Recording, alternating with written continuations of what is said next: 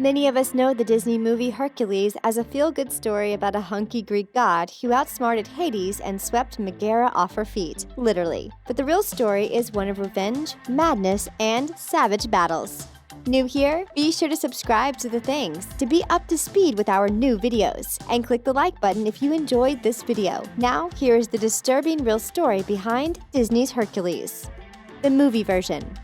Hercules is the most beloved hero in Greek and Roman mythology, but he wasn't exactly the perfect, lovable character we know from the Disney film. In the Disney version of the story, Hercules was born as the beloved child of Hera and Zeus. Then, Hades got his hands on baby Hercules. He enlisted his henchmen to feed him a bottle of mortality juice with the intent of turning him into a mortal. Luckily for Hercules, the henchmen failed to feed him the very last drop of elixir, leaving him as a demigod who retained his superhuman strength. Because he was now part human, he could not join his parents, Zeus and Hera, in Olympus. In order to gain his god status back, he was charged with performing heroic feats. Only then could he take his place among the rest of the gods in Olympus. But all of his impressive acts fell short of true heroism. Then he met the sassy gal pal of Hades, Megara. Sparks flew. Monsters flew. They fell in love and he sacrificed himself to save her life. This made Hercules a true hero, and his god status was restored. He was welcomed back to Olympus, but he decided to stay back in the human world with Megara. Such a sweet story. But the real mythology is far more disturbing and dark.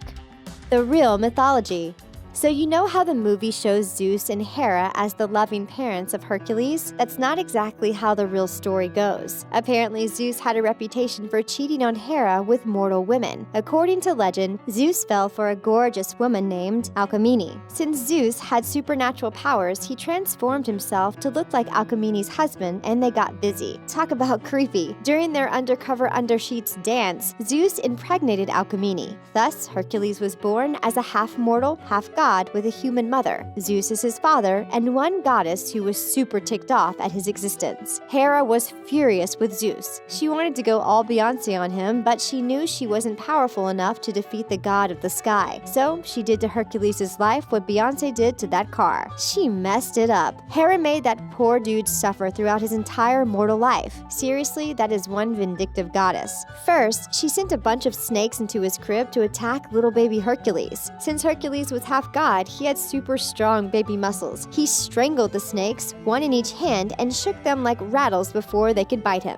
Later, Hercules fell in love with Megara. The two got married and started a family. They had 3 sons, and things seemed to be going pretty well until boom, Hera got to work. The legends say that Hera sent a fit of madness into Hercules. He flipped out in a huge rage and ended the lives of Megara and their children. He didn't even know what he was doing. When he snapped out of it, he was so horrified he went to the god Apollo for advice. Not exactly like the sweet, innocent Disney version, is it? Anyway, Apollo told Hercules to go to the city Tiryns and redeem himself by performing 12 heroic acts. This city had a mean king named Eurystheus. Hercules had to serve this king for 12 years and do whatever the king asked him while he was paying off his debt to the gods. Apollo promised Hercules that after he completed all 12 noble deeds, he would be immortal and be able to go to Olympus. The 12 Labors.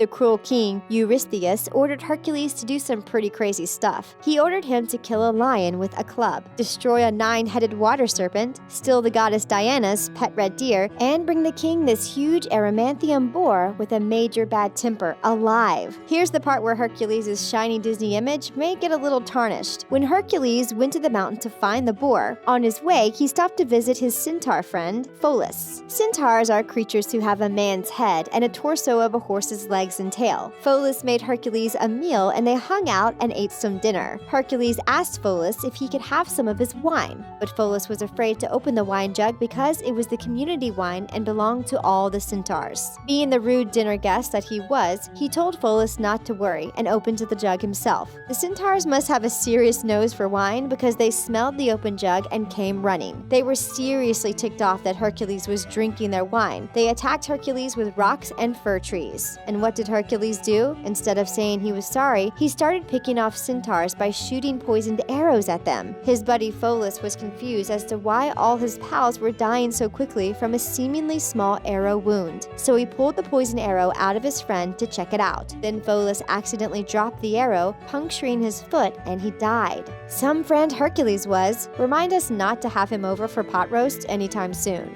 After that, Eurystheus told Hercules to steal some guy's cattle and clean another guy's stables, chase away some annoying scary birds, and capture an angry destructive bull, only for the king to release it and let it wreak havoc in the city. Then Hercules had to capture these man-eating horses and steal Hippolyte's belt. If you've seen Wonder Woman, you know it would not be wise to mess with Hippolyte. She was queen of the Amazons, the tribe of women warriors who taught Wonder Woman how to fight. When Hercules stole her belt, he caused a huge battle between his army and the Amazons. He totally got away with stealing her belt and brought it back to the crazy king. Seriously, what kind of wackadoo king would request this kind of stuff? The most insidious request from the king was asking him to steal those golden apples that Hera, the goddess who hated him, gave to Zeus. Not an easy task, but Hercules managed to pull it off. He tricked Atlas into helping him. The dude, well, holding the world. The most impossible of the deeds was the final one. Hercules had to go down and kidnap Cerberus, the beast who guards the gates of Hades' underworld. He finally completed all 12 heroic deeds. So you think he would be all good, right?